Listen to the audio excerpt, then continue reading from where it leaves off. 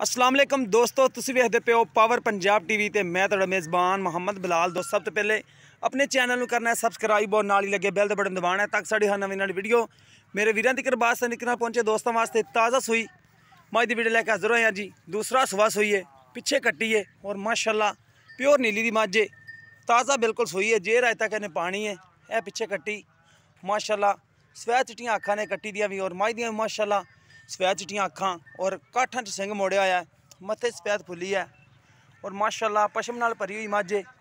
हवाना माशाल्लाह बड़ा खूबसूरत है, यह देखो माशाल्लाह हवाना और पूरा मुठ मुठ थान है। हवाना माशाल्लाह बड़ा प्यारा और पूरियां विरलां ते थान लग्या होया माशाल्लाह, कमाल दा चड्डा और मज टोर फिर के तसल्ली करावांगे। ताज़ा बिल्कुल सूई है, बोला भी अजे तक कहंदा कड्ढना है और जेर भी इन्हें अजे तक पानी है। यह देखो जी माशाल्लाह सोहनिया विरला माशाल्लाह और पूरा मुठ मुठ दा थान है। भाईजान इन्हूं माड़ा छड्ड के टोरो ना।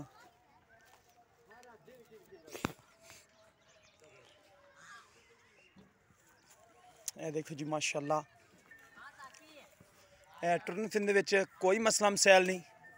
माशाल्लाह टोर नवाबी है और पुट्ठा माशाल्लाह मज दा पूरे थब्बे दा चौड़ा है और छोटी वक्खी दी मज है और लाम देखो माशाल्लाह बड़ी मज दी और अगों मज नीवी है, पिछे उच्ची है।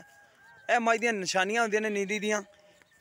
बाकी किहड़े बंदे समझदे ने उन्हां नूं पता हुंदा है कि जानवर किहड़ा किवें दा है।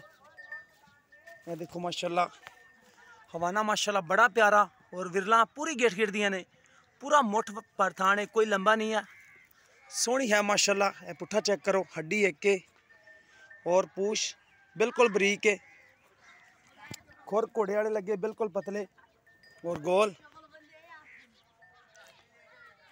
बाकी गल्लां बातां चाचे जुड़े ने कर लेने हैं। इत्थे आओ ना भाई।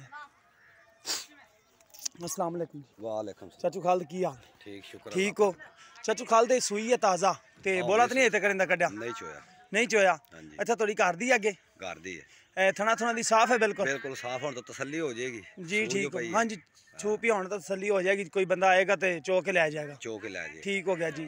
ते अंदाजन दुध कितना कर जाएगी अल्लाह दे हुक्म नाल? अंदाज ज़्यादा से ज़्यादा कहते नहीं, पिछली बार जो ना भी 13-14 लीटर कर दे रही थे, ऐतकी जो 17-18 तक पहुँचेगी इंशाल्लाह। ठीक हो गया। अच्छा पहलन कर दी रही है 13-14, 13-14 इस बार 17-18 करेगी इंशाल्लाह जी। करना चाहिए इन्हूं, मज माशाल्लाह नस्ली है। नाले दुध तो फिर जी पाए गत्ते दा हुंदा है, पाए गत्ते दा दुध नसीबां दे ने जी, दुध नसीबां दे ने जी जी। बाकी आपां जेहड़ा मौके ते थन पास करा देंगे, बिल्कुल करा दुध ने नसीबां दे। जां जदों 20-21 दिन हो जाने सूई नूं फिर बंदा दुध दी गारंटी भी दिंदा है बिल्कुल कि दुध हुण कीती खड़ी है। बाकी हुण ताज़ा सूई है, कोई गारंटी नहीं है। ठीक है ते किन्ने दे चाचा जी पैसे आपां लैणे ने जेहड़े मुहब्बत प्यार वाले लै लैणे ने आपां? इंदा जनाब 4,60,000 रुपया मुल। 4,60,000 रुपया कीमत है जी। मुहब्बत प्यार करोगे विचों? बिल्कुल, जेड़ा कोई वीर भाई आवेगा बिल्कुल करांगे लाज। ठीक हो गया जी, मेहरबानी चाचा जी। लो दोस्तों 4,60,000 रुपये डिमांड है जी।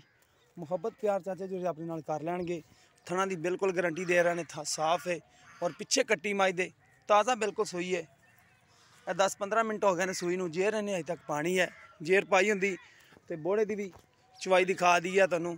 बाकी अगर किसी दोस्त पसंद आती है, रबता नंबर 0303 7816 150 व्हाट्सअप टीमो नंबर है। उम्मीद करांगे कि अज वाली वीडियो दोस्तों आएगी पसंद। अगर वीडियो पसंद आए वीडियो लाइक तो शेयर जरूर करना है और अपनी रियायत भी ज़ाहिर करना है। इस दे नाल अपने मेज़बानों को इजाज़त, मिलांगे इस तरह एक नवी वीडियो के नाल। अल्लाह निगहबान।